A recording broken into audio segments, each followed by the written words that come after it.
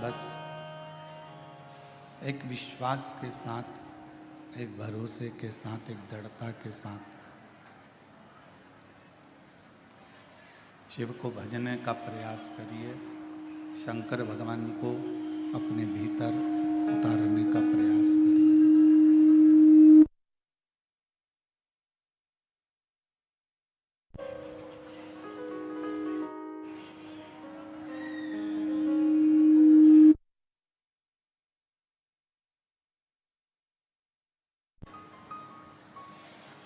शिव कोई दूसरे नहीं, शिव हमारी श्वास है।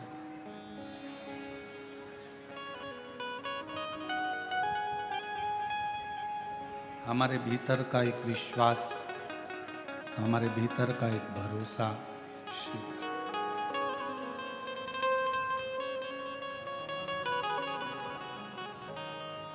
और जब तक हमारा विश्वास पूर्ण नहीं हो जाता तब तक भगवान शंकर का दर्शन या भगवान शिव का गुणगान हमारे भीतर प्रवेश नहीं कर पाता है। एक विश्वास को पाने, विश्वास को प्राप्त करने के लिए, विश्वास को पाने के लिए कहीं जाने की जरूरत नहीं पड़ती। अगर हमें विश्वास को प्राप्त करना है, भरोसे को प्राप्त करना है, तो अपने भीतर एक निर्मल ज्योति भगवान के नाम की, मंत्र की, उनके स्मरण की जगाना होती है। अब उस ज्योत को जगाने के लिए आप कोई आडंबर में ना फंसें। शिव नाम की ज्योत जगाने के लिए किसी आडंबर की या दिखावे की या कहीं जाने की या किसी को कुछ कहने की जरूरत नहीं है। शिव नाम की ज्योत जगाने के लिए अपने भीतर केवल भगवान के मंत्र का, भगवान के नाम का उच्चारण करते जाइए।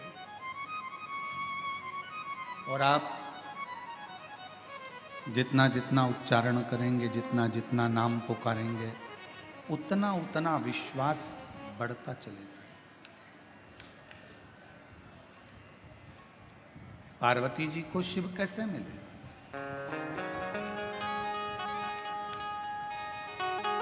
माँ जगत जननी जगदम्बा अम्बा माता पार्वती जी को भगवान शंकर की प्राप्ति हुई कैसे?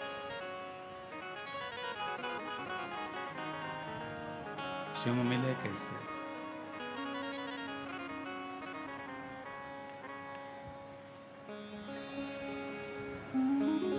माँ जगत जननी अम्बा जगदम्बा जगतधात्री दुर्गा भवानी ने अपने भीतर विश्वास को प्रकट किया।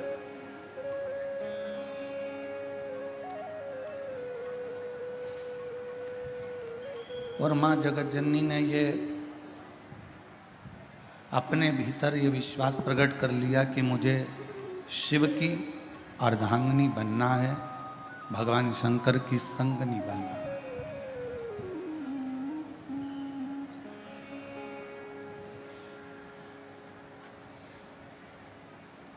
मुझे भगवान शंकर की अर्धांगिनी बनना है, मुझे भगवान शंकर की संगनी बनना है। अब संगनी बनने के लिए या अर्धांगिनी बनने के लिए जिसकी अर्धांगिनी बनने के लिए पार्वती जी जा रही हैं, जिसके साथ में विवाह करने के लिए पार्वती जी आतुर हैं, पहले उनके विषय में थोड़ा सा जानना पड़ेगा पार्वती।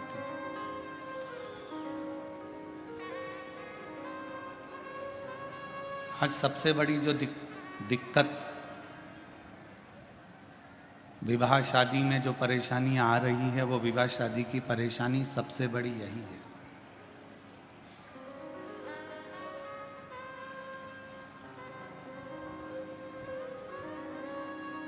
हम ना लड़के के बारे में जान रहे हैं, हम ना लड़की के बारे में जान रहे हैं।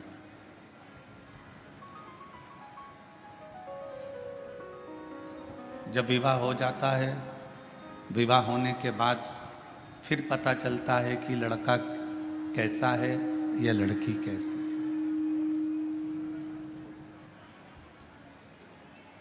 और शिव महापुराण की कथा कहती है, भगवान शंकर का चरित्र कहता है, शिव तत्व कहता है, पार्वती जी ने जितना समय शिव को पाने के लिए तप किया, साधना की, आराधना की, उतने समय पार्वती जी ने केवल शिव को जानने का प्रयास किया।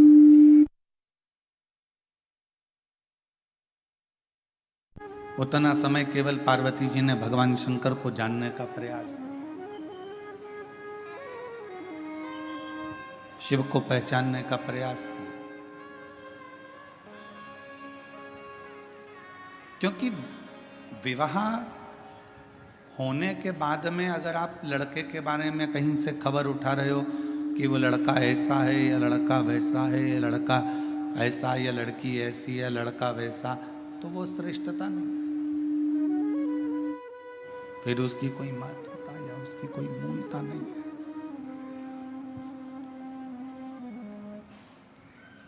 पार्वती जी ने घोर तप कर कर शिव को जानने का प्रयास किया। अब आप आज के जमाने में तप नहीं कर सकते तो कम से कम तपास तो कर सकते हो।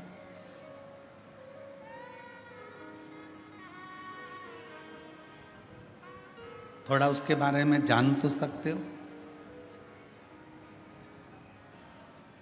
विवाह, कई माता पिता कहते हैं मेरी लड़की बड़ी हो गई, 28 साल की, 27 साल की, 26 साल की, 25 साल की, 24 साल की, 23 साल की, 22 साल की हो गई, और अब हम उसके लिए लड़का देख रहे हैं, कोई लड़का नहीं मिल रहा है उसको।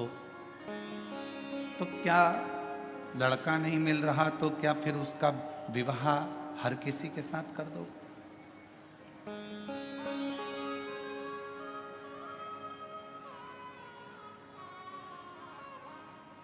यही लड़के के साथ में भी है। लड़के के लिए लड़की देख रहे हैं, जम नहीं रहा, बहुत प्रयास कर लिया, कोई जमता नहीं, तो फिर क्या हर किसी के साथ में विवाह कर दो?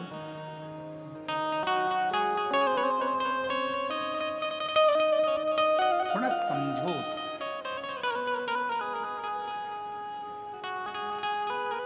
थोड़ा उसके बारे में जानने का प्रयास करो। लड़की कैसी है, लड़का कैसा है। शिवजी और पार्वती जी के मंगल विवाह में ये सबसे बड़ा कार्य रहा कि शंकर जी ने पार्वती के बारे में पता करा और पार्वती जी ने शिवजी के बारे में पता करा।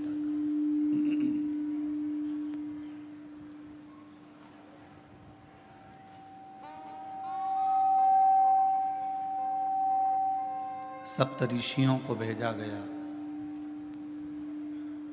देवताओं को भेजा गया,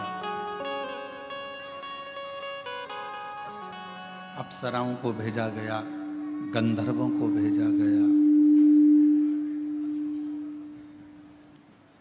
और सबको भेजने का कारण केवल इतना था कि मालूम कर लें कि पार्वती जी की तप साधना में बल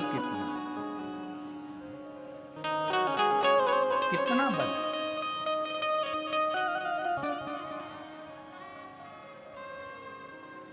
कई लोग कहते हैं गुरुजी हमने एक बार पशुपति व्रत कर लिया, हमने 2 बार पशुपति व्रत कर लिया, हमने 3 बार पशुपति व्रत कर लिया। कई बार कहते हैं कि हमने सोमवार का व्रत करा, हमने ये करा, हमने प्रदोष करा, हमने शिवरात्रि करा, हमने प्रदोष करा, हमने ये व्रत करा। इसके बाद भी भगवान हमारी सुन क्यों नहीं रहा?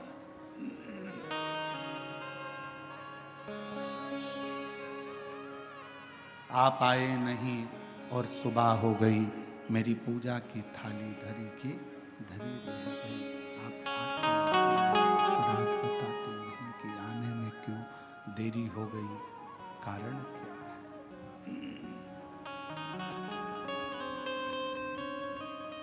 क्या गलती हुई है? क्यों नहीं आए? क्यों रह गए, किस लिए नहीं पहुंचे, वो तो मालूम पड़े।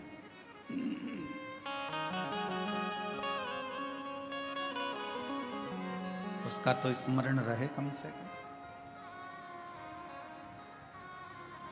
पशुपति व्रत करने के बाद भी आपका अगर कार्य नहीं हुआ, प्रदोष करने के बाद भी कार्य नहीं हुआ, रोज 1 लोटा जल शिव जी को समर्पित कर रहे हो तो कार्य नहीं हुआ, तो ये थोड़ा समझना पड़ेगा, थोड़ा जानना पड़ेगा कारण क्या कारण?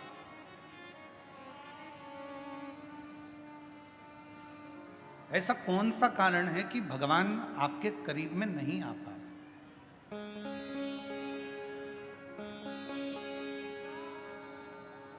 मतलब हमारी परीक्षा हमारा शिव अपने करीब में लाने के लिए बहुत ले रहा है, बहुत, और होगा।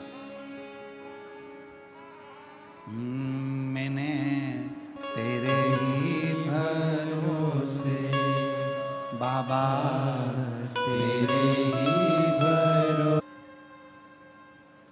अगर ड्राइवर से है आपकी तो ड्राइवर आपका जहां उतरने की जगह है ना, जहां पर भी आपको उतरना है, ड्राइवर वहां गाड़ी याद से रोक देता, धीमी कर देता।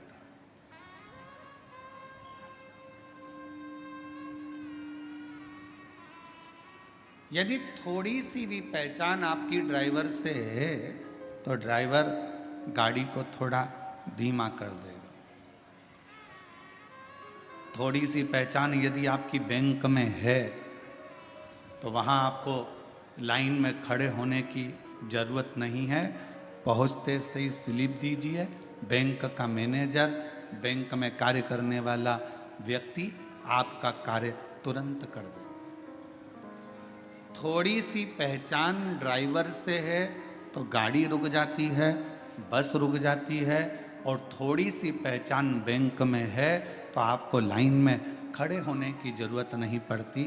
थोड़ी सी पहचान आपकी विद्युत विभाग में है तो वहाँ भी आपको घंटों खड़े होने की ज़रूरत नहीं है। थोड़ी सी पहचान आपकी अगर किसी मंत्री से है तो आपको उसके दरवाजे पर खड़े होने की ज़रूरत नहीं है, और थोड़ी सी पहचान आपकी किसी अधिकारी से है तो आपके कार्य के लिए आपको खड़े रहने की ज़रूरत नहीं है। उसी तरह यदि थोड़ी सी पहचान मेरे देव अधिदेव महादेव से है तो तुम्हारे दुख में तुम्हें बहुत देर पड़े रहने की ज़रूरत नहीं। फिर तुम्हारे दुख में, तुम्हारी तकलीफ में, तुम्हारे कष्ट में वो सम्मुखता नहीं, सम्मुखता।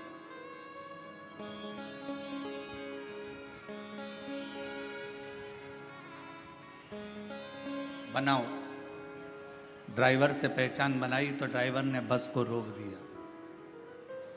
कई बार हमने तो ये भी देखा है कि अगर रेल के ड्राइवर से भी पहचान अच्छी हो जाती है तो वो ट्रेन भी धीमी कर देता।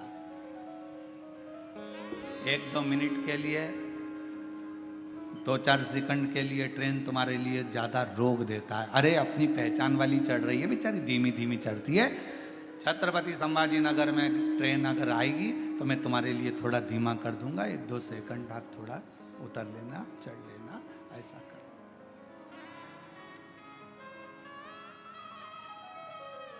दो 4 सेकंड के लिए वो रोक,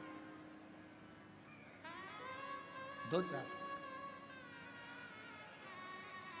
और 2-4 सेकंड के लिए वो रोक दे।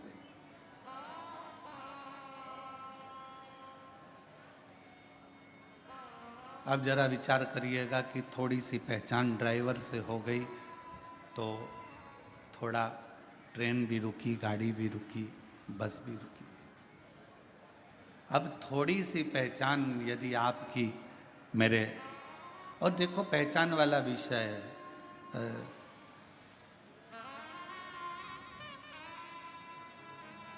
कई माताओं ने तो अपने रिश्तेदार को फोन लगाया होगा,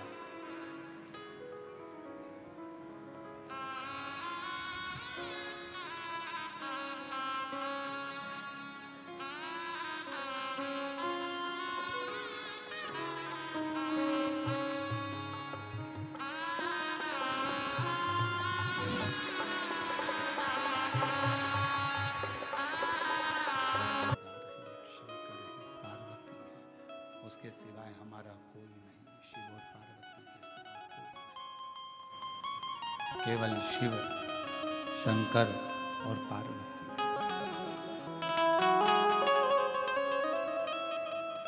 अब कहीं भटकना नहीं है।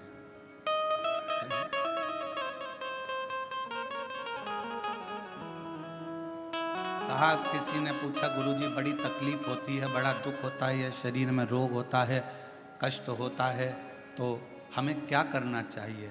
हमने कहा कि जितनी जितनी शरीर में रोग बढ़ता चले जाए उतना श्री शिवाय नमस्तुभ्यम मंत्र का जाप बढ़ाते चलो। जितना तकलीफ, जितना दुख बढ़ता चले जाए उतना भगवान का नाम बढ़ाते चलो, भजन बढ़ाते चलो। कितनी परीक्षा पार्वती जी की हुई।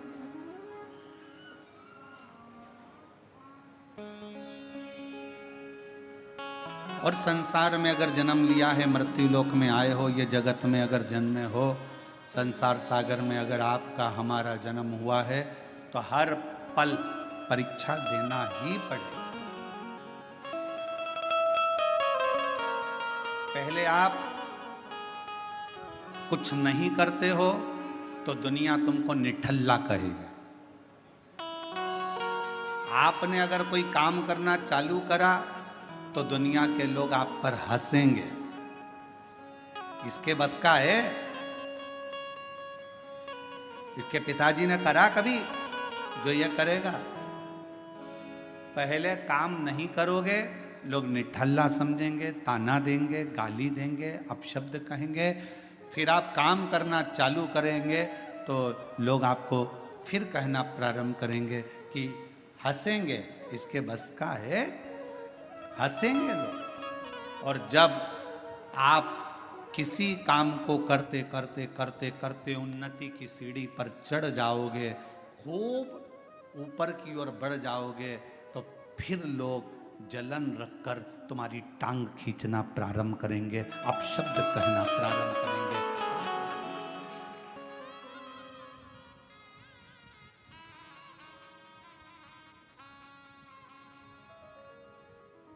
पहले कुछ नहीं करते थे ना, तो लोग तुमको ऐसे समझते थे, निठल्ला है, फालतू है, बैठा रहता है, हराम की रोटी तोड़ता है। काम करना चालू करा तो लोग कहेंगे बताओ ये करेगा, इतनी सारी दुकानें डली है, उनकी नहीं चल रही तो इसकी क्या खाक चलेगी? इतने सारे लोग कंपटीशन एग्जाम में बैठे हैं, इसकी क्या नौकरी खाक लगेगी? सरकारी नौकरी लगना कोई सरल बात है क्या? फिर लोग ताना कसेंगे। आपने मेहनत कर कर, रात दिन एक कर कर, परिश्रम कर कर, फिर आपने कंपटीशन एग्जाम देकर जब आप उस एग्जाम में निकल गए और आपकी यह सरकारी नौकरी लग गई, तो फिर लोग ताना कसेंगे, कुछ ले दे के कर ली होगी, कुछ ऐसा कर लिया होगा, कहीं से दे दिया होगा, पहचान निकाल ली होगी। फिर लोग ताना कसना प्रारंभ कर देते हैं, तुम्हारे को पांव पकड़कर नीचे खींचना प्रारंभ कर देते। घबराना नहीं, हिम्मत मत हारना।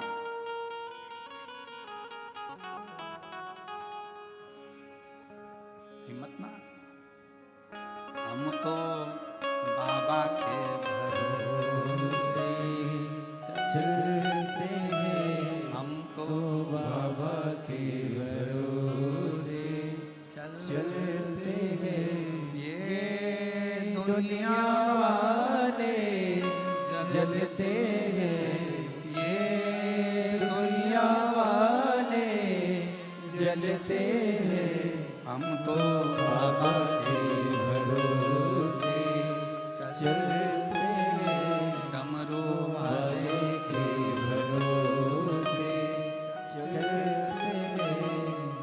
आप थोड़ी सी मेहनत ज़्यादा करोगे, आगे बढ़ोगे, उन्नति की सीढ़ी पर चढ़ोगे, अग्रण्य होते चले जाओगे, बढ़ते चले जाओगे, लोग तुमको पाँव खींचकर नीचे करना प्रारंभ कर देंगे। उस समय घबराना नहीं।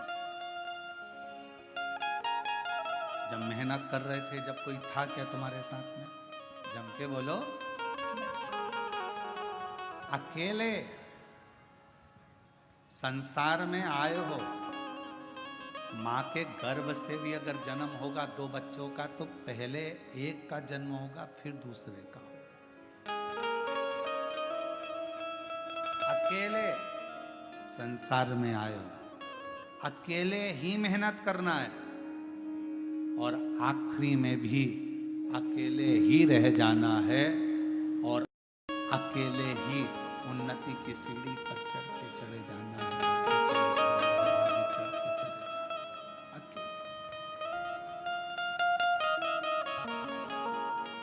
और कोई आएगा नहीं आएगा, कोई तुम्हारा साथ देगा नहीं देगा, कोई तुम्हारे साथ खड़ा होगा नहीं खड़ा होगा, पर तुम्हारे साथ एक तुमने जो भला करा है, किसी भूखे को भोजन कराया, प्यासे को पानी पिलाया, किसी के लिए तुमने अच्छा किया, वो किया गया श्रेष्ठ कर्म तुम्हारे सामने आकर खड़ा होता है।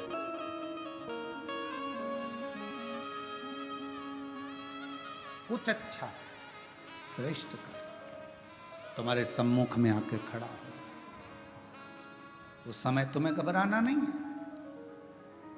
एक शिव महापुराण की, बेलपत्र शिव पुराण की एक बड़ी सुंदर कथा आती है। कुर्म पुराण की यह कथा है। गीता प्रेस गोरखपुर की अगर कुर्म पुराण शिव महापुराण के साथ में अगर आप कुर्म पुराण की कथा को पढ़ते हो तो पृष्ठ संख्या 193 और अध्याय 31 में ये कथा बेलपत्र से जुड़ी हुई आपको मिलेगी।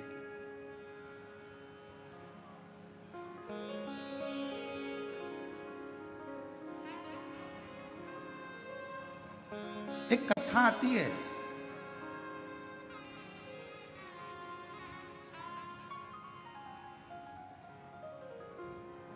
काशी प्रदेश में एक शंकुकर्ण नाम के एक महाराज रहते थे। हमने उनको महाराज कहा।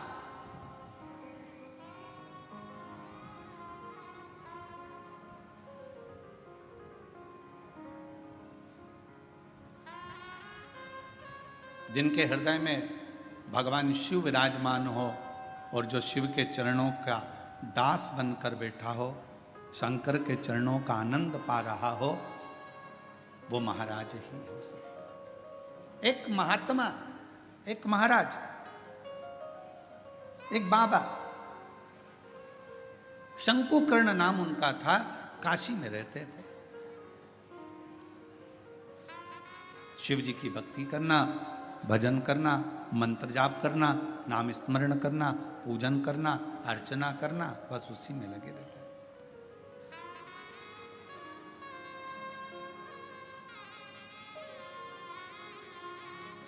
अब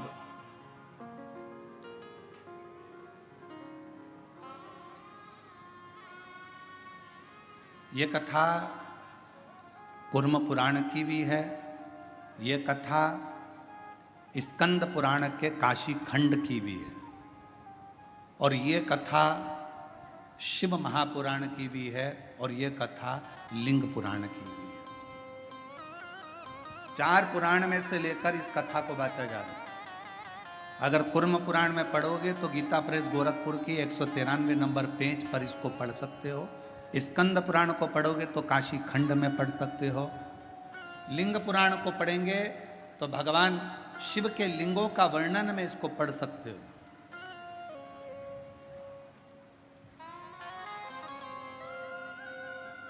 और जितने लिंगायत संप्रदाय के मेरे शिव भक्त यहां पर बैठे होंगे वो इस कथा को बहुत अच्छी तरह से जानते होंगे। काशी प्रदेश में एक शंकुकर्ण नाम का एक व्यक्ति रहता था। उसको हमने संत की गणना में रखा, हमने उसको महाराज कहा, तपस्वी कहा, साधक कहा, उपासक कहा। एक व्यक्ति रहता था जो शिव की आराधना करता था। हम उसको साधारण व्यक्ति नहीं कह सकते, हम उसको कोई महाराज, कोई तपस्वी, कोई साधक, कोई उपासक कह सकते। वो अपनी भगवान शिव की भक्ति में लगा रहता, भगवान शंकर के नाम उच्चारण में लगा रहता, शिव नाम में, भगवान के नाम में वो हर पल लगा रहता, हर पल। उसका एक नियम,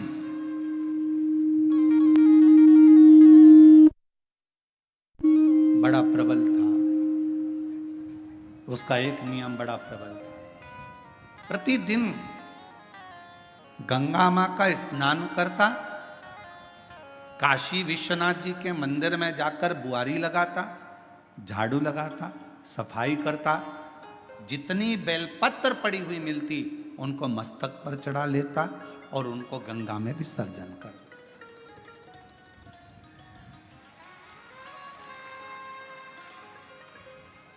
आप सभी को मालूम होगा, सीहोर की विठले सेवा समिति द्वारा एक अभियान चलाया गया था, निर्माल्य विसर्जन रथ, यहां पर भी चला था, छत्रपति संभाजी नगर में भी चला।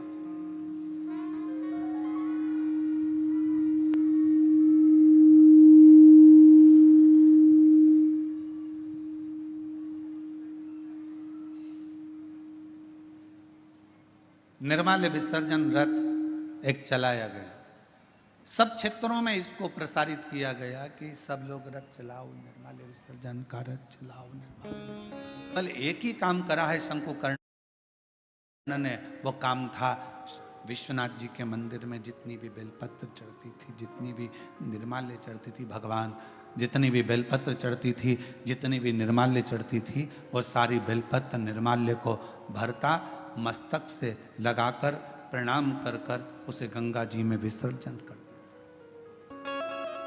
नियम था उसमें।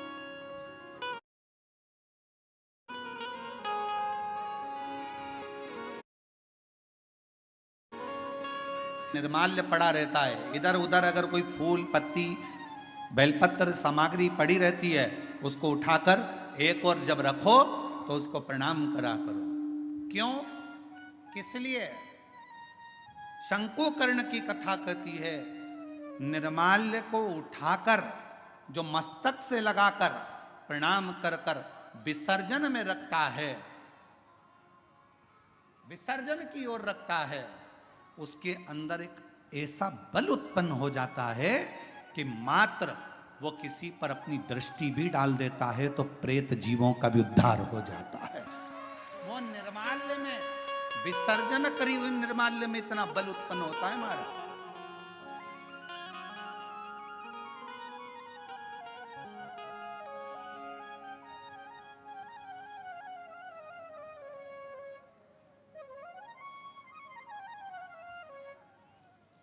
उठाया, सिर से लगाया, प्रणाम करा, नमन करा, प्रणाम कर कर विसर्जन में रखा। शंकुकर्ण गंगा जी का स्नान करता, विश्वनाथ का मंदिर का बुआरी लगाता, सफाई करता, निर्माल्य उठाता, विसर्जन में रखता। समय बीत गया। एक बार शंकुकर्ण गंगा जी का स्नान कर कर निर्माल्य विसर्जन कर कर आ रहा था तो क्या देखता है कि एक दुबला पतला सा, जिसकी केवल हड्डियां हैं, कहीं कहीं पर उसके मांस है और शरीर के नेत्र बड़े विशाल हैं, दांत बहुत बाहर निकले हुए हैं, बड़े बड़े कान हैं, शीश बहुत बड़ा है। उसको देखकर आश्चर्य हुआ उसे, ये कौन है, ये है कौन? उसको बड़ा आश्चर्य। शंकुकर्ण ने थोड़ी देर तक उसको देखा।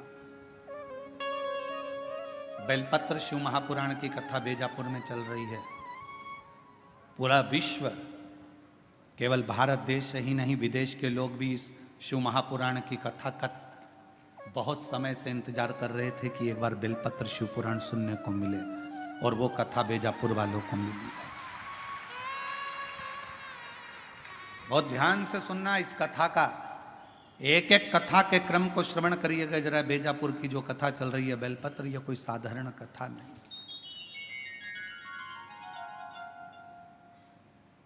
इसको धारण करिए। बड़े बड़े कान हैं, बड़ा शीश है, बड़ी आंखें हैं, चेहरे पर तो मांस था, छाती पर से मांस हट गया, कंकाल दिख रहा था, चमड़ी नहीं थी, केवल हड्डी थी। पेट आया, पेट पर मांस दिखा, जंघा आई तो कंकाल हो गया, घुटने पर कंकाल था, फिर मांस आया, फिर कंकाल था। समझ नहीं आया ये कौन है। देखते देखते शंकुकर्ण वहां से निकल गया। थोड़ी दूर चलने पर शंकुकर्ण ने क्या देखा कि पीछे पीछे एक, जिस व्यक्ति को मैंने देखा था, जिस पिशाच को मैंने देखा था, जिस भूत को मैंने देखा था, जिस पिशाच को मैंने देखा था, वो पिशाच पीछे पीछे चल रहा है, वो भूत पीछे पीछे।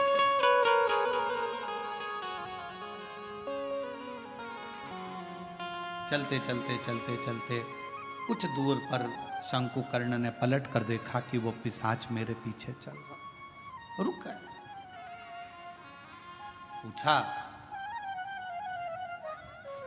प्रणाम कर कर पूछा कि क्या बात है, क्या हुआ, आप कौन हैं?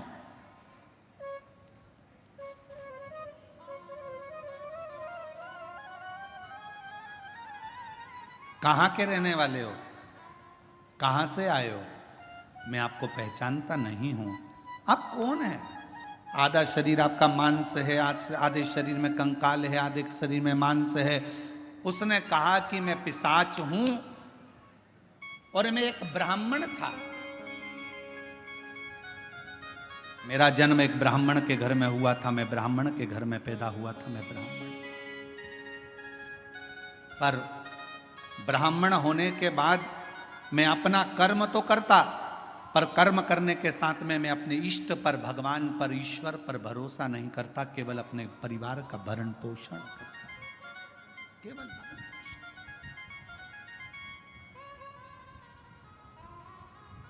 थोड़ा सावधानी रखना। कथा में कई लोग इस कथा को श्रवण कर रहे होंगे तो थोड़ा स्मरण करिएगा इस कथा का। मैं ब्राह्मण कुल में जन्मा हूं, ब्राह्मण कुल में मेरा जन्म हुआ, पर मैं अपने कर्म पर ध्यान ना देते हुए परिवार के भरण पोषण के लिए कमाता तो था, परिवार के लिए लाता भी था, पर मैं भगवान पर भरोसा नहीं करता था, विश्वास नहीं था, मैं करता कर्म वही।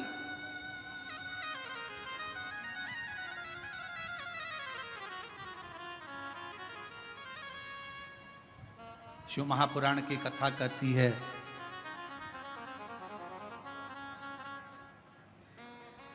वो कौन सा ब्राह्मण होता है जिस ब्राह्मण के जीवन में कभी दुख नहीं आता? कौन सा ब्राह्मण? तो कहा ब्राह्मण वो श्रेष्ठ है जो भगवान की पूजन करने के लिए यजमान के घर पर तो गया है, पूजन भी कर रहा है, यजमान के दरवाजे पर जाकर, यजमान के घर पर जाकर, या मंदिर, देवालय, शिवालय में भगवान की आराधना कर रहा है, और साथ में गणेश की वंदना करी, गणेश का स्मरण करा, माँ गौरा की पूजन करी, पंच लोकपाल की पूजन करी, षोडश मातृका की पूजन करी, नवग्रह देवता की पूजन करी, भद्रोमंडल की पूजन करी, पितृमंडल की पूजन करी, सारे देवताओं की पूजन कर रहा है। जजमान जितनी श्रद्धा, जजमान जितनी भक्ति उन मंडलों के प्रति रखता है, उससे 4 गुना ज्यादा विश्वास, भक्ति ब्राह्मण के अंदर उन देवताओं के प्रति होना चाहिए। तो वो देवता कभी कहीं धोखा नहीं खाता, वो ब्राह्मण बढ़ता चले जाता। अपने विश्वास पर, अपने भरोसे।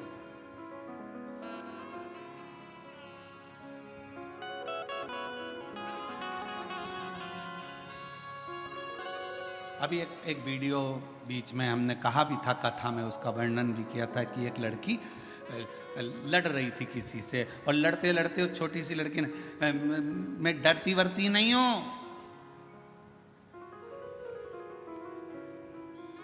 मेरा भरोसा है मेरे महाकाल पर, मेरा भरोसा है मेरे महादेव पर, वो बच्ची कहती है। उसको देखकर ना जाने कितनी बच्चियों को विश्वास प्राप्त हो गया होगा कि उस लड़की ने ये शब्द, उस बच्ची ने ये शब्द कहा। एक पत्र में बात कही है, मेरा नाम सोना बाबा करता है, बस हो तो आप मानो तो मैं गंगा मां हूं, ना मानो तो बहता। आपका विश्वास ही नहीं है। पड़ोसन ने कहा चल रही क्या, और तुम चल कर आ गए, और मन में भरोसा ही नहीं है। ऐसा होता है क्या, ऐसा होता है क्या, ऐसा होता है क्या, ऐसा हो सकता है क्या, कैंसर जैसा रोग समाप्त हो सकता है क्या? ये पत्र हम तो पढ़ते ही नहीं ज्यादा, हमारे पास में इतना टाइम ही नहीं है। परसों एक पत्र आया, परसों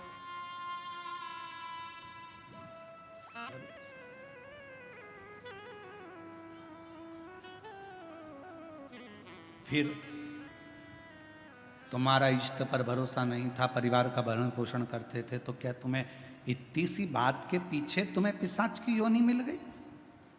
तुम भूत की योनि प्राप्त कर लिए? इतनी सी बात नहीं।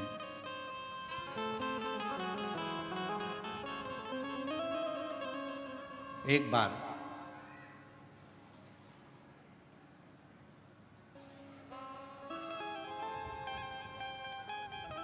मैं एक देव स्थान पर दर्शन के लिए गया, अपनी अर्धांगिनी को लेकर, बच्चों को लेकर। अर्धांगिनी और बच्चों ने जिद करी तो मैं उनको लेकर एक देव स्थान पहुंचा। और उस देव स्थान पर पहुंचने के बाद वहां पर मुझे प्रसाद दिया गया। उसी प्रसाद में रखकर एक बेलपत्र मुझे दी गई।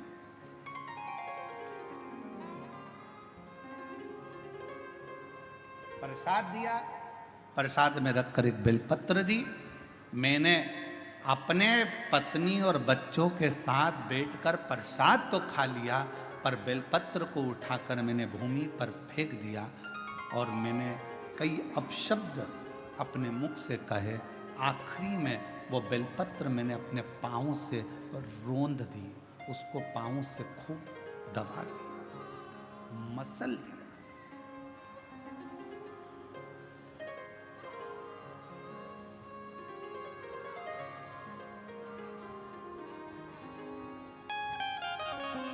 एक बेलपत्र दी गई।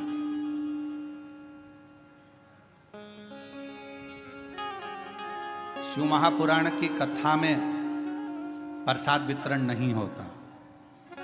शिव महापुराण की कथा में आपको कोई गिफ्ट, कोई सामान यहां से नहीं दिया जाता। शिव महापुराण की कथा में अगर दी जाती है तो केवल एक बेलपत्र दी जाती है। क्यों? क्योंकि हमारा शास्त्र कहता है, पद्म पुराण कहती है, अग्नि पुराण कहती है, नर्मदा पुराण कहती है, देवी भागवत कहती है, स्वयं विष्णु पुराण कहती है, स्वयं बरहा पुराण कहती है, वामन पुराण कहती है। एक बेलपत्र अगर किसी को दी जाती है तो 1.25 मन सोने के सिंहासन पर बैठे हुए शालिग्राम का दान करने के बराबर एक बेलपत्र का दान माना। एक बेलपत्र का दान 1.25 मन सोने के बराबर माना गया है।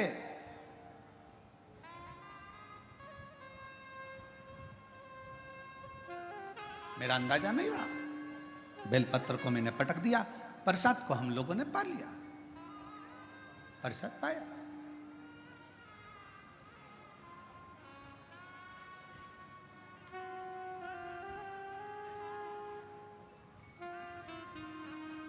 पैर को हमने बैठे बैठे अपने पांव से रोक दिया। समय निकला, मेरे प्राण छूट गए, मर कर गया।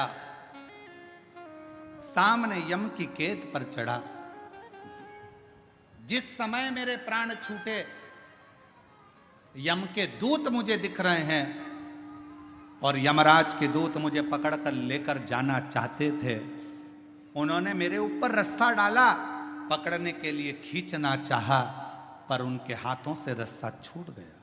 मैं समझ नहीं पाया ये कैसा नजारा है कि यम के दूतों से मैं पकड़ा नहीं पा रहा हूं, यम के दूत मुझे नहीं पकड़ पा रहे, यमदूत मुझे नहीं पकड़ पा रहे। ये कैसा नजारा? मैं जानता, मेरी बेजापुर की जीजियों जी जाओ, वो ब्राह्मण कहता है मुझे समझ में नहीं आया, मेरे प्राणों को ऐसे ही जाना पड़ा, बिना बंधन के में जा रहा था, मेरे प्राण छूट चुके थे, मुझे लेकर यम की कैद में पहुंचे। तब यमराज तुरंत उसी समय पर यमराज ने चित्रगुप्त महाराज को बुलाया और चित्रगुप्त महाराज को बुलाकर कहा, महाराज जी बताओ, इसकी लेखनी देखो, इसका कर्म देखो और लेखनी देखकर बताओ कि आखिर ना इसे यम हाथ लगा पा रहा है, ना इसे यमदूत हाथ लगा पा रहे हैं। आखिर चित्रगुप्त महाराज जरा देखकर बताओ कि इसको ना यम छू पा रहे हैं, इसको ना यम के दूत छू पा रहे हैं, आखिर ये सब क्यों हो रहा है। तब चित्रगुप्त महाराज ने कहा, इसने जिंदगी में भले ब्राह्मण के घर में जन्म लिया पर कोई अच्छा कर्म नहीं करा, परिवार का पत्नी और बच्चों में ही रमा रहा, कभी ईश्वर का स्मरण नहीं कर पाया, कभी कोई दान कोई पुण्य नहीं कर पाया। आखिरी में एक मौका मिला था मरने से पहले, इसके हाथ में प्रसाद के रूप में बेलपत्र भी आई और बेलपत्र को इसने जमीन पर फेंक दिया, पांव से रोंद दिया। एक पुण्य इसके हाथ में लगा, वो कौन सा था? इसने प्रसाद की बेलपत्र को, मात्र प्रसाद की बेलपत्र को अपने हाथों से छू लिया था, केवल प्रसाद की बेलपत्र को छुआ था और प्रसाद की बेलपत्र को छुआ, इसलिए इसको यमदूत नहीं छू पाए, इसको यमराज नहीं छू पाए, इसको स्वतः ही जाना। चित्रगुप्त महाराज कहते हैं, महाराज इसने बेलपत्र का स्पर्श किया, बेलपत्र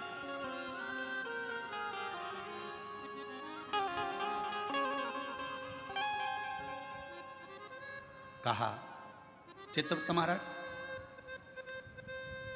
इसके पापों की गणना करी जाए, पापों की गणना करी, पुण्य की गणना तो केवल बेलपत्र का स्पर्श।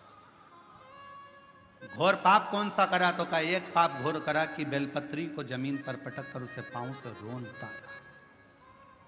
बेलपत्री का कुछ हिस्सा तो अच्छा दिखा, कुछ हिस्सा बेकार हो गया। तो यमदूत ने कहा, यमराज ने कहा, धर्मराज कहते हैं काम करो, इसको भी नरक मत भेजो, ना बैकुंठ भेजो, इसको पिशाच की योनि देकर पृथ्वी पर भेज दिया जाए। पिशाच बने, भूत बने और पिशाच बनकर भटकता रहे। वो पिशाच कहता है कि मैं पूर्व का ब्राह्मण था, पिशाच की योनि में पड़ गया हूं, तुम मेरे पीछे क्यों आ रहे हो? बस मेरे ऊपर कोई ऐसी कृपा कर दो, ऐसी कृपा कर दो कि मेरी मुक्ति हो जाए। एक बेलपत्र का, शिव महापुराण की कथा कहती है, भगवान शंकर की कथा कहती है, हजारों अश्वमेध यज्ञ का फल यदि प्राप्त करना है तो जिंदगी में एक बार एक बेलपत्र का पौधा जरूर कहीं पर लगाओ, 1000 अश्वमेध यज्ञ का फल मिलेगा। सर्वतोमुखी यज्ञ का फल प्राप्त करना है तो कहीं पर बेलपत्र का वृक्ष लगा हो तो वहां रोज 1 लोटा जल चढ़ाना प्रारंभ करो, सर्वतोमुखी यज्ञ का फल प्राप्त हो। और यदि सर्वतोमुखी यज्ञ का फल प्राप्त, 1 लोटा जल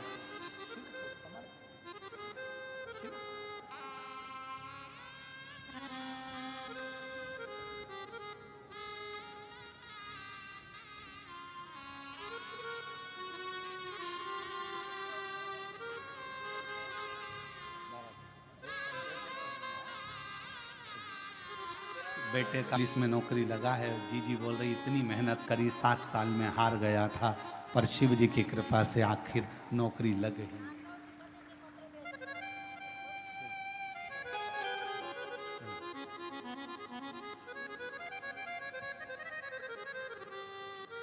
अश्वमेध यज्ञ का फल चाहिए, 1000 अश्वमेध यज्ञ का फल प्राप्त होता है एक बेलपत्र का वृक्ष लगाने पर।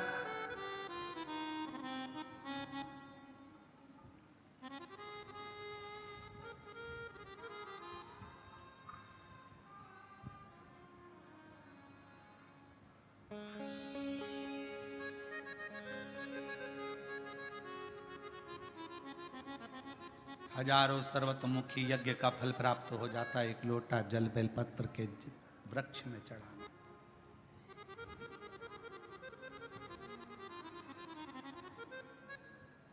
और शिव पुराण की कथा कहती है हजारों हजारों विष्णु यज्ञ, सोम यज्ञ, हजारों हजारों रुद्र यज्ञ, हजारों हजारों देवी यज्ञ, हजारों हजारों सिद्धि यज्ञ, सारे यज्ञों का अगर पुण्य फल प्राप्त करना है तो 3 वृक्ष ऐसे हैं जिन वृक्ष की त्रिवेणी में अगर एक बार भी अगर मौका लग जाए इन 3 वृक्षों का स्मरण करने में, पहले नंबर का बेलपत्र का वृक्ष, दूसरे नंबर का पीपल का वृक्ष, तीसरे नंबर पर है महाराज भगवान देव अधिदेव महादेव की कृपा से शमी का वृक्ष। अगर कहीं योग से बन जाए, आप रास्ते से निकल कर आ रहे हो, कहीं पीपल का पेड़ मिल गया, जल चढ़ाया, बेलपत्र मिल गया, शमी पेड़ मिल गया, जल समर्पित कर दिया, जल समर्पित करते करते आप अगर कहीं 3 वृक्षों पर आ रहे हो तो हजारों हजारों सिद्ध यज्ञ के फल प्राप्त हो।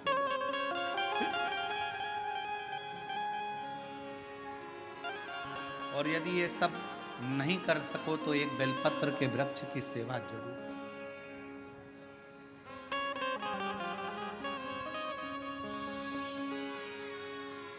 एक संकल्प लो, आप और हम सब मिलकर उसको पूरा करें। सावन के महीने में एक बेलपत्री का वृक्ष जरूर लगाएंगे, ये नियम आप और हम लेकर लगाओगे। जम के तो बोलो, पक्का? बकरी खाए वैसा तो नहीं है? नहीं ना? संभालोगे उसको, प्रयास करोगे ना? ऐसी जगह लगाना जहां तुम उसको देखते रहो, संभालते रहो, उसको बढ़ाते रहो। हमसे ये मत पूछना कि पेड़ कहाँ लगाएं, मंदिर में लगाएं, रोड पर लगाएं, किनारे पर लगाएं, शमशान में लगाएं कि कहाँ लगाएं। जहां तुम्हारा दिल कर जाए वहां पेड़ लगाना, पर तुम्हारी निगाह में रखना उसको कि वो बड़ा हो जाए, छाया दे, दुनिया का भरण पोषण करे, दुनिया के ऊपर कृपा की छाया लगाओ।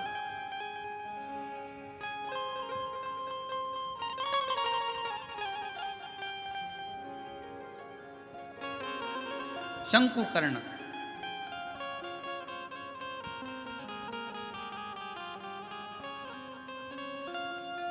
निर्माल्य विसर्जन करते थे प्रणाम कर कर, उन पे शिव की कृपा थी इसलिए उन्होंने पिशाच को देख लिया। नहीं तो कोई पिशाच देख पा रहा? भूत को कौन देखे, पिशाच को कौन देखे? कहा निर्माल्य विसर्जन करने वाले के अंदर एक अलग से बल उत्पन्न हो जाता है, जो जिस पर दृष्टि दे दे तो उसका कल्याण कर देता है। विसर्जन करने वाले पर इतना बल उत्पन्न हो जाता है कि किसी पर दृष्टि दे उसका उद्धार कर। शिव गुरु से क्या कहते हैं? जब हम शंकर की आराधना करने वाले, शिव की उपासना करने वाले किसी गुरु के पास जाते हैं तो गुरु जी के पास जाकर हम ये नहीं कहते कि हमारे सिर पर हाथ रख दो। शिव की आराधना करने वाले, शंकर की उपासना करने वाले गुरु से हम ये नहीं कहते कि मेरा कल्याण कर दो। शंकर की आराधना करने वाले शिव गुरु से हम एक बात कहते हैं, गुरु जी बस एक काम करो, हमको एक बार देख तो लो, क्योंकि गुरु की दृष्टि ही मिल गई तो उससे हमारा कल्याण निश्चित है। देखो तो वो एक गीत गाया बहुत पहले का, आप लोगों के याद होगा, आ बैठ मेरे पास तुझे देखता रहूं,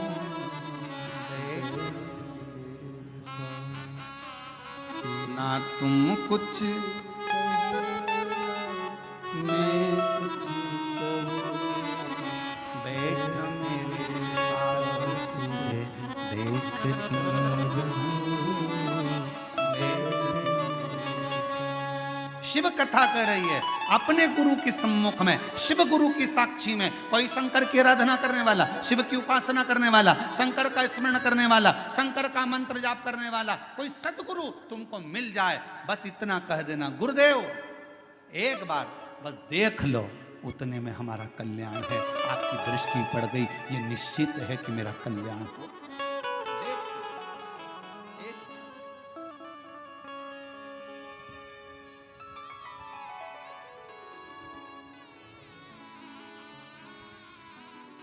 बस आ बैठ मेरे पास, तुझे देखकर बैठ मेरे पास, तू कुछ कहे या मैं कुछ कहूँ, तू कुछ कहे या मैं कुछ कहूँ, बैठ मेरे पास तुझे देखकर बैठ मेरे पास। हम शिव के पास जाकर बैठें, शिव हमें देखे, हम शिव को देखें, उसकी आराधना।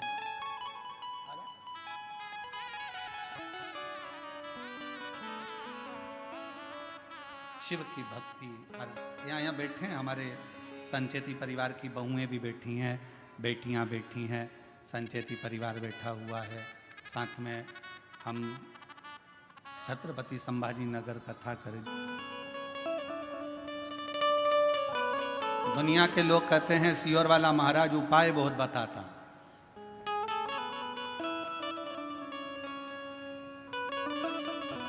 रामचरितमानस को उठाकर देखिए, जब दशरथ जी के घर में संतान की प्राप्ति नहीं हुई तब उन्होंने गुरु जी के पास जाकर उपाय पूछा था कि कोई उपाय बताओ। हमारे यहाँ की पूरी पुराणों में यही लिखा है कि उपाय तो हमारी एक एक पुराण में लिखा है। भगवान कृष्ण के घर में जब संतान नहीं हुई, 16,108 रानियां हो गईं, संतान का सुख नहीं हुआ, तब भगवान स्वयं गुरु बाबा के कहने पर, गर्गाचार्य बाबा के कहने पर उनसे निवेदन करा, मेरे घर में औलाद नहीं, संतान नहीं, कोई उपाय बताओ। कहा एक एक रानी के साथ में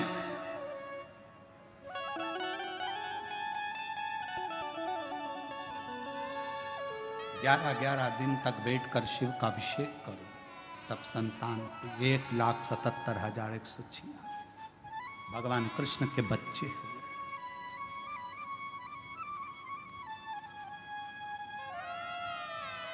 लोग कहते हैं सियोर वाले महाराज जी उपाय बताते रहते हैं, उपाय क्यों ना बताएं? हमारी पूरी पुराण उपाय में, पूरी शास्त्र हमारे उपायों में। हम कौन सा उपाय करें जिससे हमको ये फल मिल जाए? और केवल वही तक नहीं, अगर डॉक्टर के पास जाओगे तो डॉक्टर भी आपको कोई ना कोई उपाय जरूर बताएगा। देखो वजन बढ़ रहा है, 10 किलो वजन कम करना है, मॉर्निंग वॉक करो। उपाय बताया कि नहीं बताया? वजन बढ़ रहा है, शाम का खाना सोने से 2 घंटे पहले खाओ, वजन बढ़ रहा है। बोलो डॉक्टर ने उपाय बताया कि नहीं बताया? डॉक्टर ने कहा रात्रि के सवेरे का खाना डट के खाओ, पर रात्रि का खाना हल्का खाओ। डॉक्टर ने, चोरे आशीष बोल सही है कि गलत? उपाय बताया कि नहीं बताया? उपाय डॉक्टर भी बताता है कि तुम्हारा वजन बढ़ रहा है, ये उपाय करना, ऐसा करना, वैसा करना। तो जब डॉक्टर उपाय बता रहा है, इंजीनियर के पास जाओगे, क्यों साहब हमारा मकान थोड़ा सा गड़बड़ हो रहा है, कोई उपाय बताओ। इंजीनियर कहेगा इधर से कॉलम डाल दो, इधर से ये बीम इधर से कर दो, और ऐसा करो, टेरिस को ऐसा कर दो, गार्डन को ऐसा कर दो। उपाय उसने भी बता दिया। डॉक्टर के पास जाओ, उसके पास भी उपाय था। फिर पहुंचे टीचर के पास, सर अगर मुझे अच्छे नंबर से पास होना है तो कोई उसका उपाय बताओ। टीचर ने कहा देखो टाइम टेबल बनाओ, अपने टेबल पे चिपकाओ, इतनी बजे ये करना, इतनी बजे ये सब्जेक्ट पढ़ना, उतनी बजे ये सब्जेक्ट पढ़ना। टीचर ने भी उपाय बताया। रजिस्ट्री करवाने गए जमीन की, क्यों साहब जमीन तो इतनी महंगी है, रजिस्ट्री का कितना चार्ज आएगा? थोड़ा कम ज़्यादा में करना हो तो क्या करना पड़ेगा? उसने भी उपाय बता दिया, ऐसे करना, इसको तुम ऐसे में करना, उसको तुम खेती में कर लेना, इसमें तुमको ऐसा फायदा हो जाए। उसमें भी उपाय, और नाम धर रहा है प्रदीप मिश्रा जी, उपाय बताते हैं।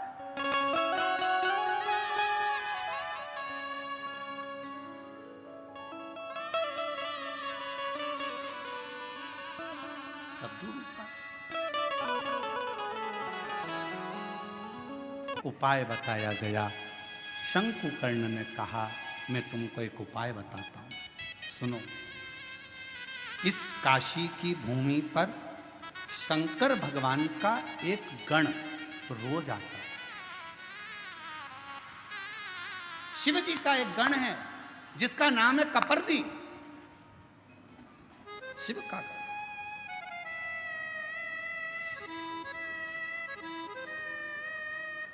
शिव जी का एक गण है जिसका नाम है कपर्दी। नाम बोलो, कपर्दी। सब बोलो जरा, कपर्दी। शिव जी का है। अच्छा, कपर्दी नहीं बोल सकते तो काशी में एक शंकर जी का शिवलिंग है जिसको सारी दुनिया भजती है, और अगर उस शिवलिंग का दर्शन ना किया जाए तो 12 ज्योतिर्लिंग के दर्शन का भी आनंद फल नहीं माना गया। उसका नाम है कपर्दीश्वर महादेव, काशी में।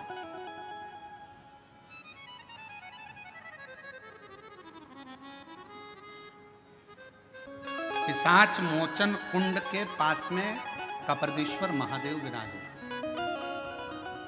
कौन कौन ने दर्शन किए हैं? कभी आप लोग काशी गए होंगे, करें आप लोगों ने दर्शन? प्रणाम, आपको बहुत बहुत नमन है अगर आप लोगों ने कपर्दीश्वर महादेव पिशाच कुंड के, पिशाच मोचन जो कुंड है काशी में, बस उसी के तट पर विराजमान है मेरे कपर्दीश्वर महादेव।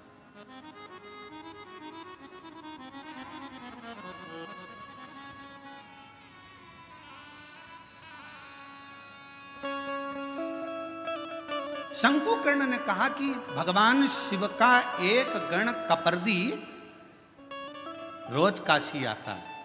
कपर्दी का काम क्या है? शंकर भगवान के अलग अलग गण है।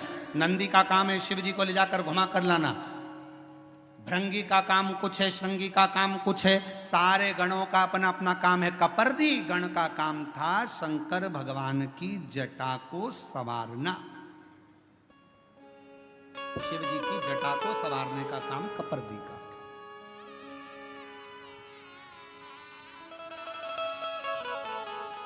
बोल कपर्दीश्वर महादेव की।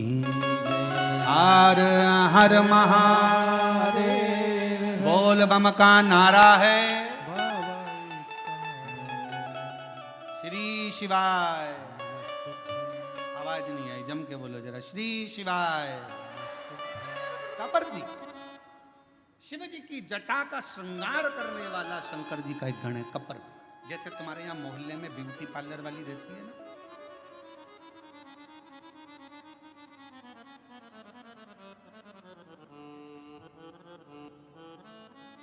हम संचेती जी क्या रुके हुए ना, तो उनके बंगले से इधर बाहर निकलो, बाहर निकल कर थोड़ा सा और आगे आओ, और राइट में चलते चलते 3 पार्लर पड़ते हैं।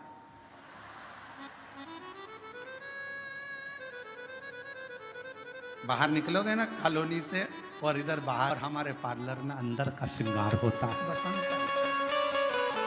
उस पार्लर में जो तैयार होते हैं उसको देखकर पति रीझ जाता है, और इस पार्लर में जो तैयार होते हैं उसको देखकर महादेव रीझ जाता है। अंतर के, इसलिए पार्लर वालों से थोड़ी पहचान बढ़ाना पड़ती है। तो हमारे तो हमने देखा कि 2-3 पार्लर बने हुए हैं, बड़े बड़े।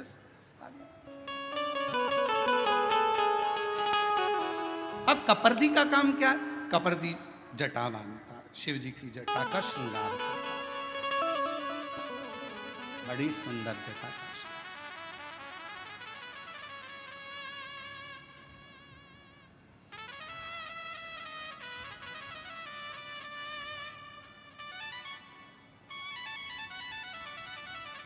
कपर्दी का काम जटा बांधने का, बड़ी सुंदर जटा।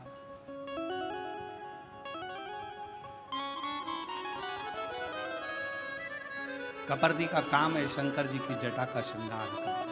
वो कहते हैं तेरा सचंद्र सिर पर रखा है किस अदा से,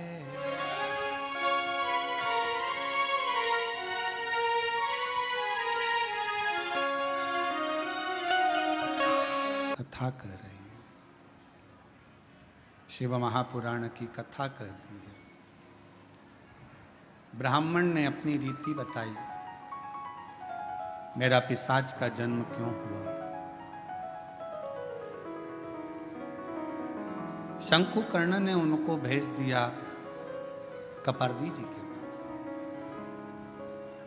कपर्दी जो भगवान शंकर की जटा का श्रृंगार करता है।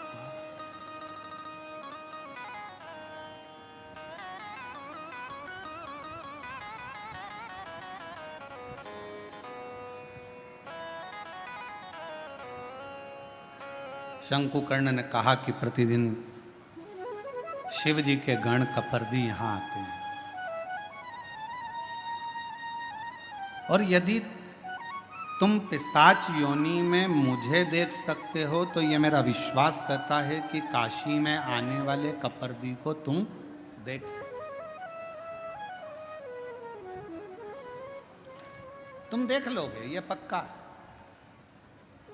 एक शिव भक्त को पहचान जाता है, उसको पहचानने में देरी नहीं लगेगी। ठीक है, कहाँ मिलेंगे कपर्दी जी? बस इसी काशी में रोज भ्रमण करने आते हैं, शिव जी का श्रृंगार करते हैं और चले जाते।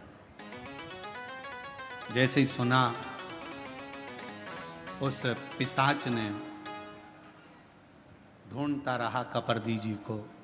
एक दिन कपर्दी गण निकल कर जा रहा था और उस पिशाच की दृष्टि पड़ी।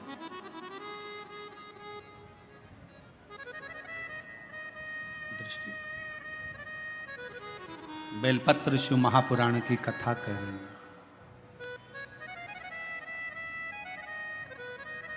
पीछे पीछे वो पिशाच जाने लगा, और पीछे पीछे जाता जाता कपर्दी जी ने एकदम पलट कर देखा तो पूछा, तुम कौन हो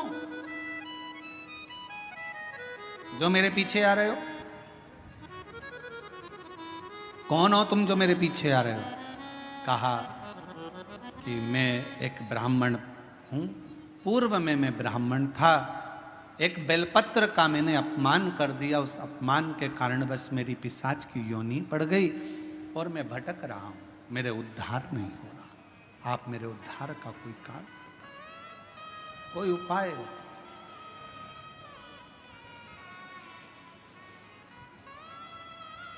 और मैंने तेरे भरोसे बाबा, कोई उपाय मेरे उद्धार का, कोई उपाय बताओ, क्या करा जाए।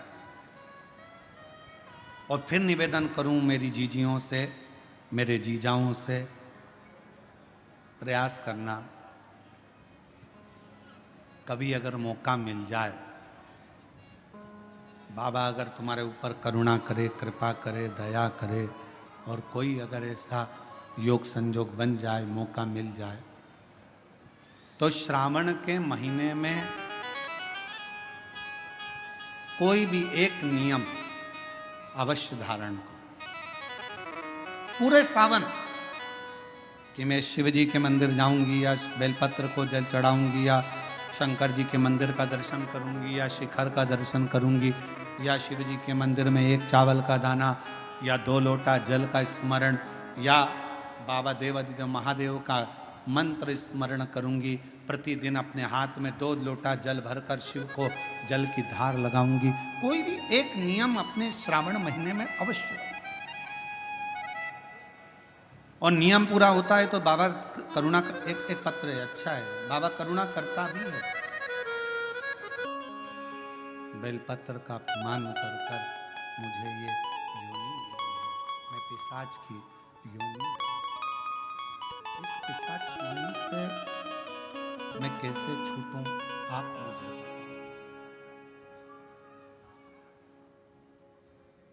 कपर्दी को चिंता लग गई। कपर्दी ने पूछा, पहले ये बता कि तुझे मेरा एड्रेस किसने दिया, तुझे मेरे पास में किसने भेजा?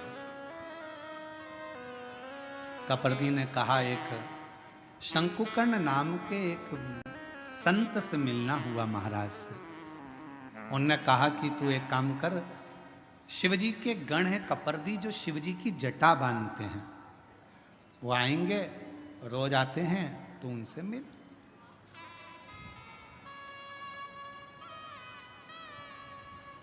और बहुत ध्यान देना महाराज,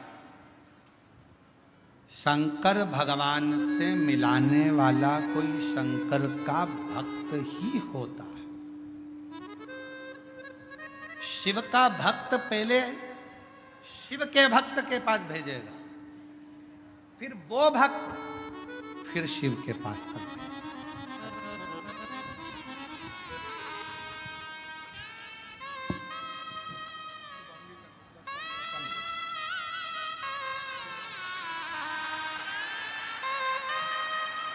शंभो शंभो शंभो प्रणाम करो बाबा। शंभो शंभो शंभो ले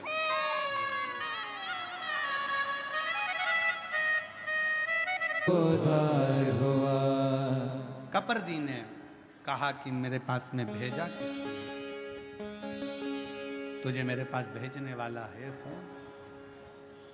कहा एक शंकुकर्ण नाम के एक महाराज हैं, संत हैं, यहीं काशी में रहते हैं, उन्हीं ने कृपा कर कर आपके पास में भेजा।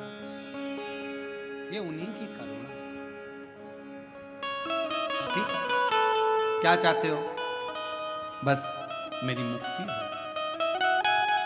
मेरे से अपमान तो हुआ है बेलपत्र का, पर मेरी मुक्ति हो जाए, ऐसा कोई उपाय? कहा एक उपाय है। क्या? पर पहले मुझे समझना पड़ेगा, पहले मुझे समझना पड़ेगा। कपरदी ने सोचा यदि मैंने उपाय बता दिया और देवाधिदेव महादेव मेरे ऊपर नाराज हो गए तो? मान लो मैंने उपाय बताया और देवाधिदेव महादेव नाराज हो गए।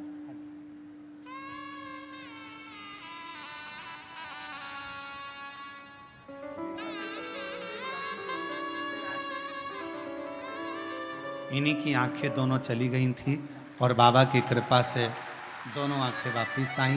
शिव कृपा।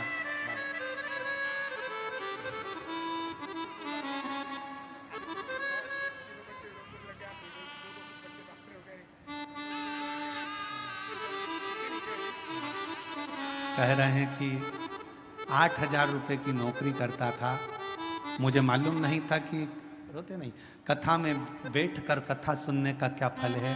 3 मंजिल की बाबा ने बिल्डिंग बना दी, 2 बेटों की नौकरी लग गई, एक बेटा डॉक्टर हो गया और शिव जी की कृपा से आंखें भी वापिस आ गई। ये शिव की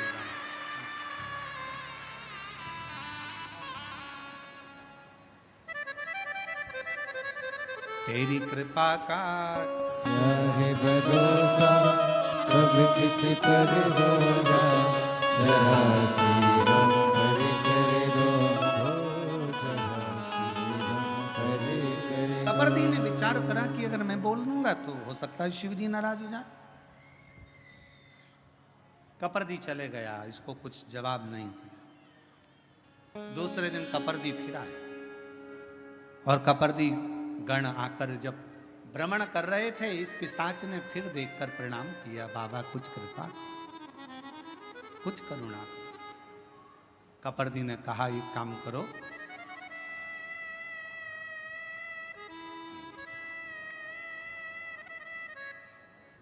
मैं एक शिवलिंग का निर्माण करता हूं,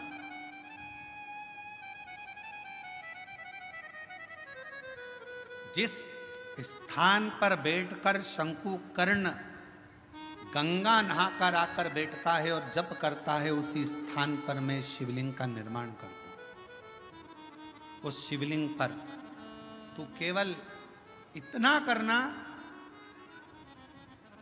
अगर कोई बेलपत्र चढ़ाने के लिए उस शिवलिंग के नजदीक में आए, बस उस जाती हुई बेलपत्र का मात्र तू दर्शन कर लेना।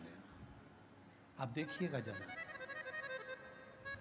केवल बेलपत्र चढ़ने के लिए जो जा रही है उसका मात्र दर्शन कर लेना, क्योंकि तू तो पिशाच है।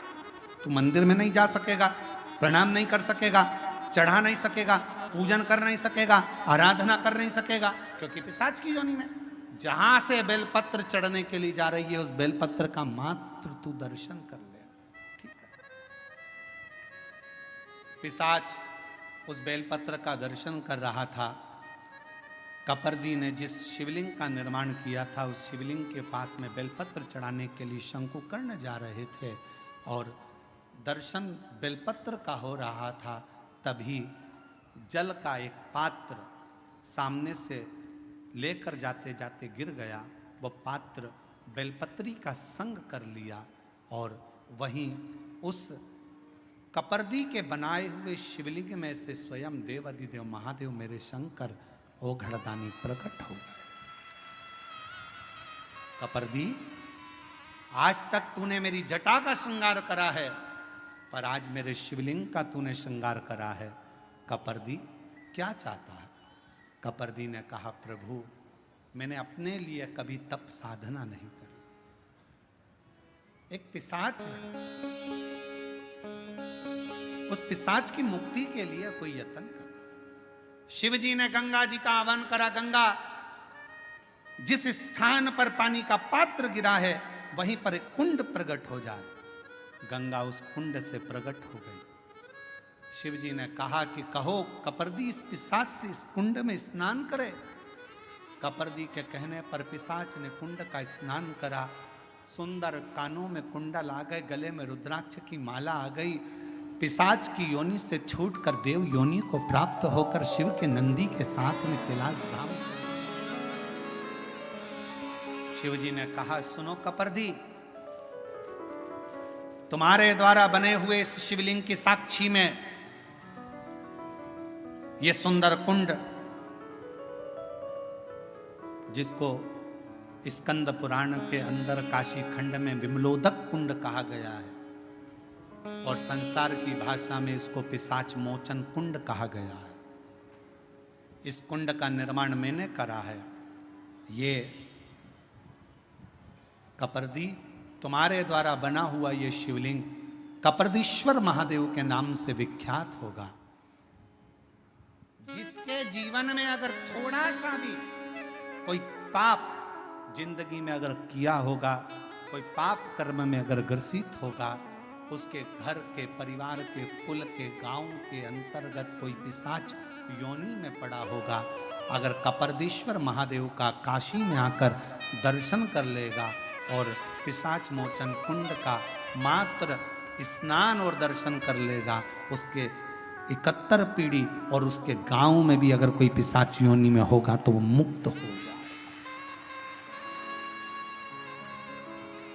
बोल कपर्दीश्वर महादेव की जय। पिशाच मोचन कुंड, जिसको स्कंद पुराण के काशी खंड में भगवान शिव का विमलोदक कुंड कहा।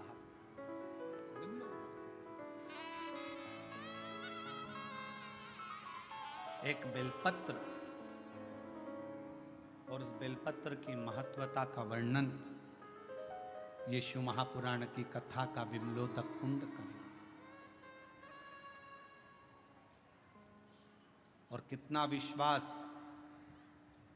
जैसे ही उस पिशाच को मुक्ति मिली, शंकुकर्ण हाथ जोड़कर उस शिवलिंग की साक्षी में, कपर्दीश्वर महादेव की साक्षी में बैठ गए, शिव नाम का स्मरण करने लगे। श्री शिवाय नमस्तुभ्यं,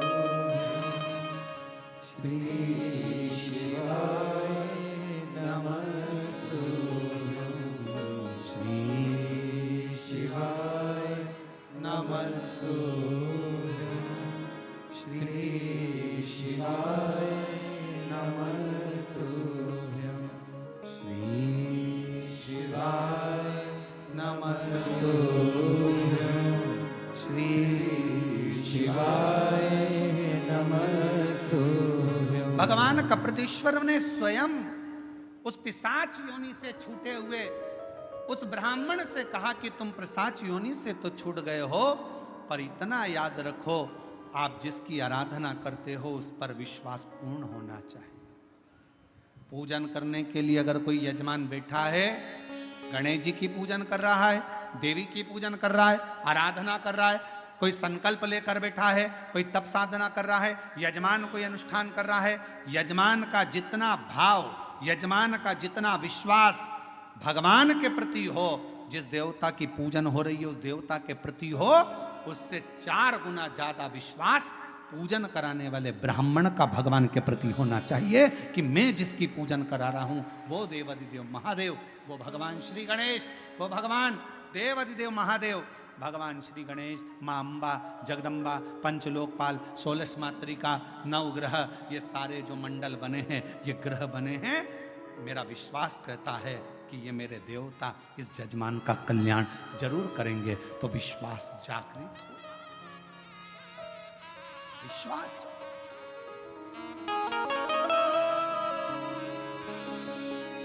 इस विश्वास की जागरूकता। शिव महापुराण की कथा कहती है, मान लो अगर हमारे पास में कोई पुष्प नहीं होता, हमारे पास में कोई बेलपत्र नहीं होती, हमारे पास में कोई वस्तु नहीं होती और हम शंकर जी का मंदिर में पहुंचे हैं, तो अपनी वाणी का पुष्प शिव को समर्पित करना चाहिए। वाणी का पुष्प मतलब अपने मुख से पंचाक्षर मंत्र नमः शिवाय, षडाक्षर मंत्र ओम नमः शिवाय, या अपने मुख से श्री शिवाय नमस्तुभ्यम। किसी भी शिवालय में जाओ, किसी भी तीर्थ में जाओ, महाकाल बाबा का दर्शन करो, चाहे विश्वनाथ जी का दर्शन करो, चाहे केदारनाथ जी का दर्शन करो, चाहे भीमा शंकर का दर्शन करो, चाहे घृष्णेश्वर बाबा का दर्शन करो, चाहे त्र्यंबक बाबा का दर्शन करो, किसी भी मंदिर में आप दर्शन करने के लिए जाओ, मंदिर के गर्भगृह में तुम्हारा प्रवेश नहीं हो रहा है तो बाहर खड़े होकर चिल्लाकर आवाज लगाना, श्री शिवाय नमस्तुभ्यम, श्री शिवाय। जब हम बाहर खड़े होकर अपना पुष्प, अपनी बेलपत्र मंदिर के अंदर नहीं जा सकती, तो अपनी वाणी रूपी पुष्प हम भगवान को समर्पित करें तो शिव प्रसन्नता से हमें फल प्रदान करें। अपना वाणी का पुष्प दीजिए, वाणी का पुष्प। और हम तो आप लोगों से भी कहेंगे, जितने शिव महापुराण की कथा सुनने वाले हैं, सबसे कहेंगे, जब कथा शुरू होती है, व्यासपीठ के पास में हम जब पूजन करने आते हैं, ये संगीतकार जब गुरु वंदना गाते हैं, तो एक बार आपको भी जम के आवाज लगाकर चिल्ला कर कहना चाहिए, श्री शिवाय। और जब कथा विराम होती है, कर्पूर गुरम हो जाता है, हर हर महादेव हो जाता है, पुष्पांजलि हो जाती है, नमन कर कर जब उठने की तैयारी हो, तब फिर चिल्लाकर कह देना चाहिए, श्री शिवाय नमस्ते। हमारी बेलपत्र पोथी तक पहुंचे चाहे नहीं पहुंचे, हमारा पुष्प पोथी तक पहुंचे चाहे ना पहुंचे, पर हमारी वाणी रूपी पुष्प पोथी तक पहुंचना चाहिए, हमारी वाणी का पुष्प शिव तक पहुंचना चाहिए। कितना सुंदर लिखा है। माउली, संत ज्ञानेश्वर माउली जी की यहां जो कथा हुई, इसमें कहा था, लाख योजन दूर बैठकर भी अगर कोई गंगा जी का नाम ले लेता है तो उस जीव को मुक्ति हो जाती है। लाख योजन दूर।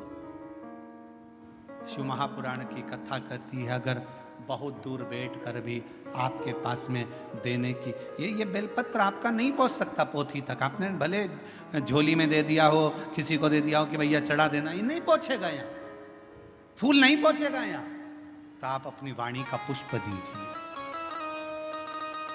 ज्योतिर्लिंग में दर्शन करने के लिए जाओ, 12 ज्योतिर्लिंग में दर्शन करने के लिए जाओ, बिना संकोच। लोग क्या कहेंगे, लोग क्या बोलेंगे, मैं श्री शिवाय नमस्तुभ्यम बोलूंगी, दुनिया क्या कहेगी, नहीं, अपनी वाणी का पुष्प, हमारी बेलपत्र अंदर नहीं जा सकती, फूल अंदर नहीं जा सकती, पर अपनी वाणी का पुष्प तो अंदर जा सकता है। एक बार चिल्ला कर कह सकते हो, श्री शिवाय। हमारी वाणी का पुष्प भीतर प्रवेश कर जाए, भीतर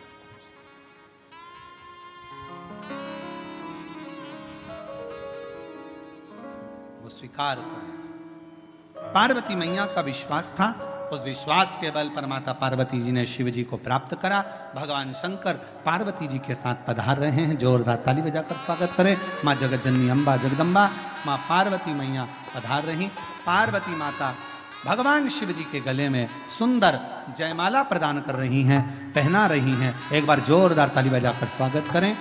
भगवान शंकर मां पार्वती जी के गले में जयमाला पहना रहे हैं। जोरदार ताली